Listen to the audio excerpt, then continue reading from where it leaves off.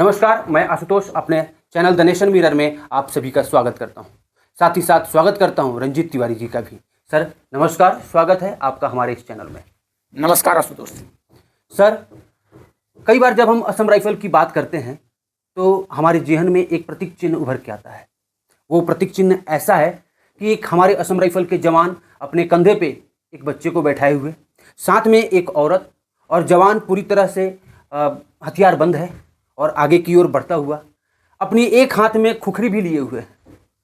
तो इस प्रतीक चिन्ह के बारे में मैं आपसे जानना चाहूँगा, साथ ही साथ आपके माध्यम से और अपनी इस वीडियो के माध्यम से अपने दर्शकों तक भी ये बात बताना चाहूँगा, उनको भी ये चीज़ें पता चले कि ये प्रतीक चिन्ह है क्या, इसके पीछे की क्या कहानी है और ये इतना प्रसिद्ध क्यों है। ये मैं चाहूँगा कि आप इसके बारे में पूरी तरह जानकारी हमें और हमारे दर्शकों तक बताएं।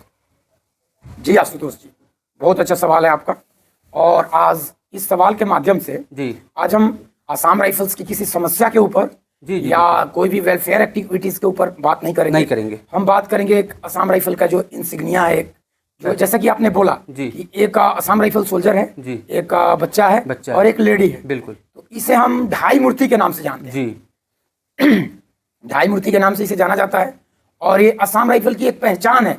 और ये आसाम राइफल का जो काम है, आसाम राइफल का जो मोटो है, आसाम राइफल का जो मतलब उसका काम करने का शैली है, सब कुछ इस ढाई मूर्ति के पीछे छुपा हुआ है। अब आपको मैं क्लियर कर दूं कि हमारे बहुत सारे लोग इसे मतलब ढाई मूर्ति के नाम से जानते हैं, लेकिन इसके पीछे की छुपी हुई कहानी के बारे में नहीं जानते। ये ढाई मूर्ति क्या है ये नहीं जानते। कुछ लोग तो ऐसा सोच लेते हैं कि ये आसाम राइफल सोल्जर है और उसके साथ उसकी वाइफ और उसके बच्चे हैं। कुछ लोगों का ऐसा भी मानना है कि आसाम राइफल का जवान जहां मतलब सर्विस कर रहा है, अपनी बीवी और बच्चे को भी रखे हुए हैं। कुछ लोग ऐसे भी कंफ्यूज रहते हैं, बट ऐसा नहीं है।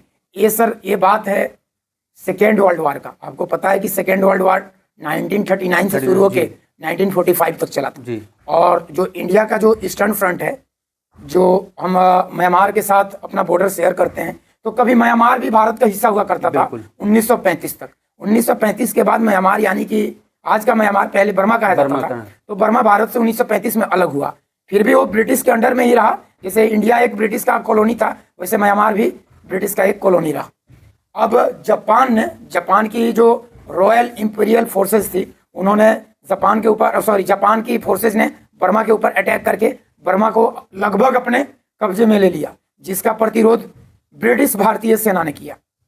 तो जब ये लड़ाई चल रही थी ब्रिटिश भारत और जापान के बीच में, जापान कहने का मतलब ये है कि जापान लगभग बर्मा को लगभग ऑक्यूपाई कर चुका था। बिल्कुल। तो इस दौरान आसाम राइफल का इस लड़ाई में बहुत बड़ा योगदान रहा था, जो कि मैं पहले भी आपको कई वीडियोस में बता चुका हूँ कि ऑफेंसिव रोल में भी हम थे और डिफेंसिव रोल में भी थे।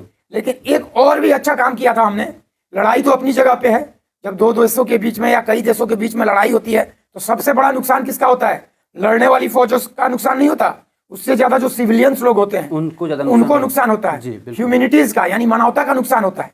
तो उस वक्त ऐसा हुआ जब ये मतलब लड़ाई अपने चरम पे था, तो बर्मा के रिफ्यूजीज लोग, मतलब बर्मा के लोग जो कि जापान आर्मी से मतलब त्रस्त थे, इसके अलावा बहुत सारे इंडियन वहां पे सेटल्स थे म्यांमार में बहुत सारे कामों के लिए। तो वो लोग मतलब भारत की ओर आने लगे।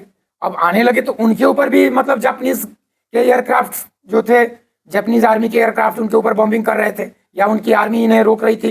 ये लोग भी मारे जा रहे थे। तो उनको सुरक्षित तरीके से रेस्क्यू करके भारत में ला करके इनको मतलब शेल्टर देने की जिम्मेवारी असम राइफल को दी गई थी।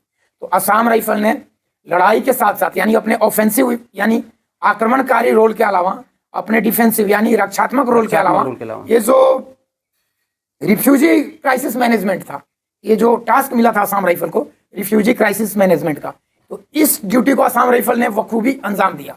और असम राइफल के जवानों ने अपना मतलब म्यांमार के घने जंगलों वाले इलाकों से, दुर्गम इलाकों से जो लोग भी सुरक्षित म्यांमार से निकल के भारत आना चाहते थे, उनको वहां से निकाल करके सुरक्षित निकाल करके भारत में सुरक्षित स्थान तक पहुंचने में मदद किया। इतना ही नहीं, उनको सुरक्षित तो निकाला ही, उनकी जापान आर्मी से सुरक्षा भी की, साथ ही भारत में पहुंचाने के बाद इनके लिए टेम्पोररी शेल्टर बनाया। वो शेल्टर भी असम राइफल ने बनाया, जहां पे इनके फूडिंग और लॉजिंग की व्यवस्था की गई थी। जो लोग घायल थे या जिन्हें भी जरूरत थी, जो लोग मेडिकली इल थे, उनके लिए मेडिकल फैसिलिटीज मेडिकल असिस्टेंस भी मुहैया कराया गया, यानी उनको पूरी तरह से सारी तरह की सहूलियतें दी गई थी। आज भी अगर आप अगर नागालैंड जाते हैं तो नागालैंड जाने के लिए आपको सबसे पहले दीमापुर जाना पड़ता है। दीमापुर में एक जगह का नाम है बर्मा कैंप, उसी के आसपास में असम राइफल का एक कैंप है MGAR, मतलब कि मेंटेनेंस ग्रुप असम राइफल, उसके आसपास का इलाका